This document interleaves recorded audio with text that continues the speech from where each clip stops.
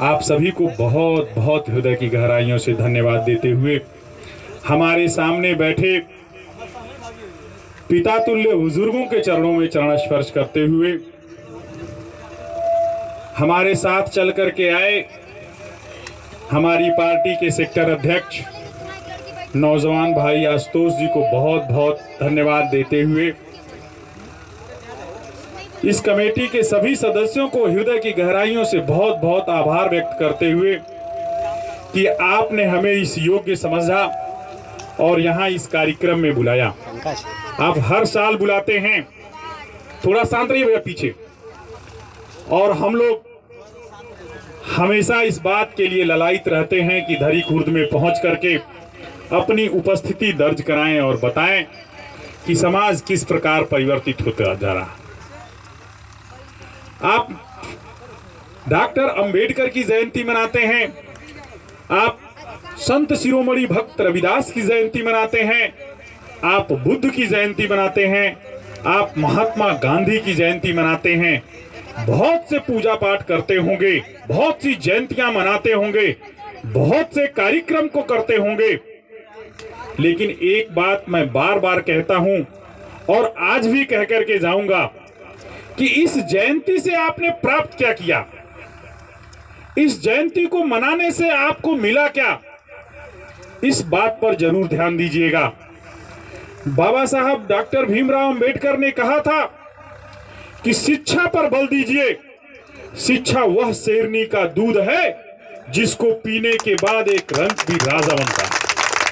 आप अपने बच्चे को उस शिक्षा का दूध पिलाने का काम करिए। बाबा साहब ने उस समय संघर्ष किया जिस समय उनकी परछाई को अछूत माना जाता था, जिस समय जिस बर्तन को छू देते थे उस बर्तन में खाना पाप समझा जाता था, जिस रास्ते से चले जाते थे उस रास्ते को दूषित माना जाता था। उस समय उन्होंने संघर्ष किया और अपने योग्यता के बल पर, अपने शिक्षा के बल पर, अपने हुनर के दम पर उन पंडितों को, उन वेदताओं को, उन वेद विचारों को नतमस्तक करने का काम किया कि मेरा लिखा हुआ संविधान मेरे देश को संचालित करेगा। संविधान में मुझे कभी यह अधिकार नहीं दिया गया है कि मैं 5 किलो अनाज प्राप्त करने के लिए ललायित रहूं। संविधान में हमें इस बात को बताने का अधिकार दिया गया है कि हम 50 किलो किस प्रकार से खरीदने की ताकत पा सकते हैं, हम पढ़ करके कहां से कहां जा सकते हैं, हमारा कितना नुकसान हो रहा है और कितना फायदा हो रहा है, इसका किस प्रकार से मूल्यांकन कर सकते हैं। जरूरत इन सब चीजों की है। आप यहां से सीखिए। उस मां को मैं बार बार नमन करता हूं जिस मां के कोख में इस प्रकार के लाल पैदा हुए, जिन्होंने देश का संविधान बनाया। 26 जनवरी 1950 को जब यह संविधान लागू होता है तो आपके अधिकार की बात की जाती है, आपके शिक्षा की बात की जाती है, और आज संविधान में जब संशोधन होता है तो आपके अधिकार को कम करने की बात की जाती है, आपकी शिक्षा को कम करने की बात की जाती है। यह कहां की विडंबना है। योगेंद्र जी ने एक बात कहा कि इस बार आप इनको जिता दीजिएगा। योगेंद्र जी, मैं आपको एक बात बहुत गहराई के साथ बता देना चाहता हूं। आपने मुझे कई बार कई कामों के लिए फोन किया है और आजमा करके देखा भी है। मैं इस मंच से कह देना चाहता हूं कि मैं वो शख्स हूं कि मेरे ऊपर जीत और हाथ का कोई फर्क नहीं पड़ता है। मेरे साथ आज इस दुनिया में नहीं है, हम लोगों के पार्टी के सदस्य रहे, मेरे साथ बड़ी मजबूती के साथ चुनाव लड़े थे स्वर्गीय आदरणीय भीम बिंद जी। आप उनके परिवार के लोगों से जाकर के पता कर लीजिएगा अजय यादव के बारे में। उनसे बड़ा कोई मेरा प्रतिद्वंदी नहीं हो सकता। आप वोटर हो सकते हैं, मेरे मन विचार से, मेरे परिवार के लोगों से या मेरे बिहेव से आपके संबंध कहीं दूर हो, आपका कोई प्रत्याशी मुझसे ज्यादा करीबी हो सकता है, तो आप उसको मत दे सकते हैं। वह व्यक्ति जो मेरे खिलाफ चुनाव लड़ रहा है, वो मेरा प्रतिद्वंदी है। मैं उसके गुण की बात नहीं करूंगा, मैं उसके अवगुण की बात करूंगा, और मैं हमेशा इस बात को कन्विंस करने की कोशिश करूंगा कि वह अच्छा नहीं, मैं अच्छा हूं। लेकिन आप पता करिएगा, मैंने उस दिन भी हॉस्पिटल में उनकी मदद की है जिस दिन हम लोग एक साथ चुनाव लड़े हैं और अभी काउंटिंग नहीं हुई। मैं उस तरह का शख्स हूं। इस बात का कोई फर्क नहीं पड़ता। आप उनके परिवार से पूछ सकते हैं, उनके बेटे से पूछ सकते हैं।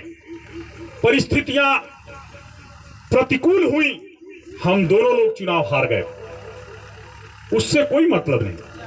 वह बेटा मेरे पास कई बार चल करके आया, जाति से ऊपर उठ करके, धर्म से ऊपर उठ करके, उस प्रतिद्वंदिता से ऊपर उठ करके।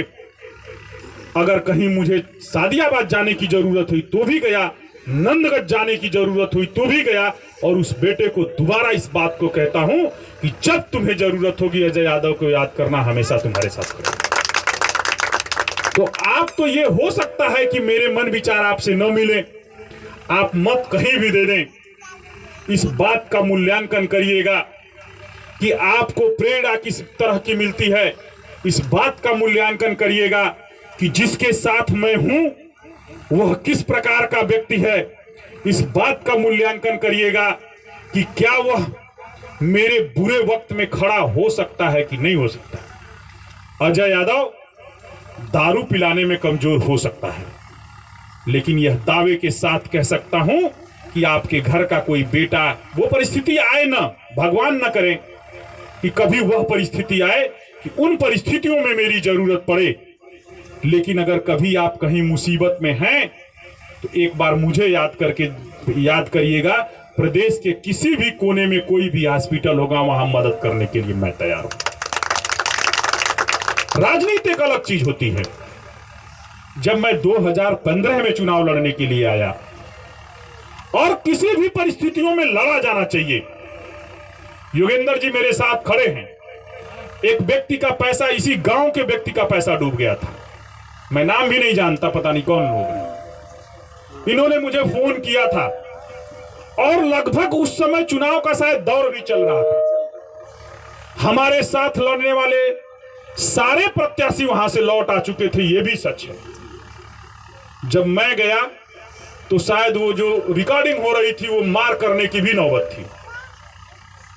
ना मैंने उसको गाली दिया, ना मैंने उसको कुछ कहा, प्रेम से रिक्वेस्ट किया, लेकिन उसने अपने पक्ष में जिन जिन लोगों को बुलाया वो सारे लोग मेरे छोटे भाई निकले। बड़ा भाई कोई नहीं निकला, सारे छोटे भाई निकले, और 15 मिनट के अंदर वह रिटर्निंग हुई। मैं वह व्यक्ति हूं जिसको जानता तक नहीं हूं, लेकिन उसके साथ चलने का काम करूंगा।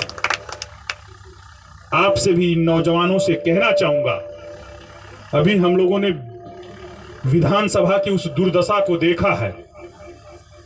रात दिन एक करके अपने इस पार्टी के लिए, अपने भविष्य के लिए, जो नौजवान भटक रहे हैं उनको सीधे करने के लिए, समझाने के लिए कि इन विचारधाराओं पे चलो, उस विचारधारा को व्यक्त करने के लिए आपके साथ बहुत मजबूती से। हमको याद है कि हम लोग 2 या 3 बजे रात को पहुंचे थे भोर में घर। आशुतोष जी न चल सकते थे, शायद आप लोगों के यहां आ भी नहीं पाए थे। हम लोग आए थे, गौतम जी साथ थे, हम लोग शायद आए थे 11 साढ़े 11 बजे। मुझे याद है कि 3 बजे शाम से, सुबह से 9 साढ़े 9 बजे शुरू हुआ था, 3 बजे भोजन मिला, और सब शाम भोर 3 बजे तक फिर कुछ नहीं मिला। लेकिन इसका मतलब यह नहीं है कि हम चुनाव हार गए तो मनोबल हार गए।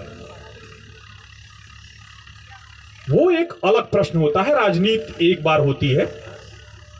हमें समाज में जिंदा रहने के लिए समाज में कुछ परिवर्तन करने की जरूरत है। ये सारा मंडप तभी सार्थक होगा, ये लगी हुई मैट तभी सार्थक होगी, इस मंच को देख करके, और पीछे एक ग्रुप, ये जो म्यूजिकल डांस है, ये तभी सार्थक होगा जब आप बाबा साहब के बताए हुए एक विचार को जान लेंगे, जिसको मैंने अभी कहा कि शिक्षा उस शेरनी का दूध है जिसको पी करके आप जंगल के राजा बनते हैं। इस बेटे को पढ़ाने का काम करिएगा। मैं इस पार्टी से नहीं जुड़ा था, तब भी सोचता था कि इन बच्चों को पढ़ना चाहिए। इलाहाबाद से पढ़ लिख करके आया, 2010 में विद्यालय खोला, तो उस समय में बीपीएल को फ्री पढ़ाता था, लाल कार्ड वालों को फ्री पढ़ाता था, जिनके पिता इस दुनिया में नहीं है। क्या गुनाह है इस बेटे का, क्या गुनाह है इस बेटे का जिसके पिता इस दुनिया को छोड़ करके चले गए। लेकिन मेरी एक सोच थी, मेरे पिता की एक सोच थी कि इस प्रकार के लोगों को जिनके सर से पिता का साया उठ गया है, उनको मुफ्त शिक्षा देनी चाहिए थी। मैं पिछले 12 सालों से लगातार उन बेटों को फ्री पढ़ाता हूं जिनके पिता इस दुनिया में नहीं है। कम से कम आप उतना कोशिश करिएगा कि जो बच्चे पढ़ नहीं पा रहे हैं उनको पढ़ाने का काम करिएगा।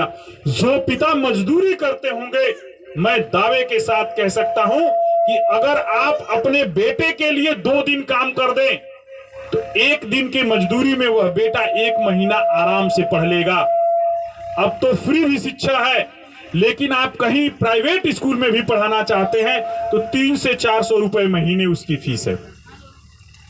आप 24 दिन अपने परिवार के लिए काम करिए, 6 दिन अपने बेटे के लिए काम कर दीजिए, जिससे उसके दवा का भी काम हो जाएगा, कपड़े का भी काम हो जाएगा, फीस का भी काम हो जाएगा। और जिस बेटे को आप इतनी तन्मयता से खून पसीना एक करके पढ़ाए हैं, तो उस शिक्षा में, उस ज्ञान में देर है, अंधेर नहीं है। आपका बेटा 5 किलो के लिए मुहताज नहीं होगा। मैं दावे के साथ कहता हूं कि वह 50 किलो खरीदने की ताकत रखेगा। आपका बेटा लेखपाल होगा, आपका बेटा सेक्रेटरी होगा, आपका बेटा सरहद पे जाकर के देश की सेवा करने का काम होगा, डीएम और कलेक्टर बनने का काम करेगा, डॉक्टर और इंजीनियर बनने का काम करेगा। कम से कम आप उस तपस्या को जारी तो रखिए। योगेंद्र जी, मैं पुनः इस बात को कहूंगा कि चुनाव की हार और जीत से मलाल मत करिएगा। ये जो दौर चल रहा है, जहां पर भटकाने का काम किया जा रहा है नौजवानों को, मैंने पहले भी कहा कि मैं दारू पिलाने में कमजोर हो सकता, लेकिन अगर किसी के साथ अन्याय हो रहा है तो मैं यह दावे के साथ कह सकता हूं कि अगर अजय यादव आपके साथ खड़ा है तो इस धरती पे कोई ऐसा व्यक्ति नहीं है जो आपके साथ अन्याय कर देगा। इस दावा को मैं करके यहां से जाऊंगा। इन्हीं सब बातों के साथ इस दौर को देखते हुए, ना जाने कब मौत का फरमान आ जाए, ना जाने कब मौत का फरमान आ जाए, ना जाने कब इस जिंदगी की शाम हो जाए। ए धरी खुर्द के लोगों, मैं ऐसे मौके की तलाश में हूं कि मेरी जिंदगी आपके किसी काम आ जाए, मेरी जिंदगी आपके किसी काम आ जाए। बहुत बहुत धन्यवाद। जय भारत, जय भीम, नमो बुद्धाय।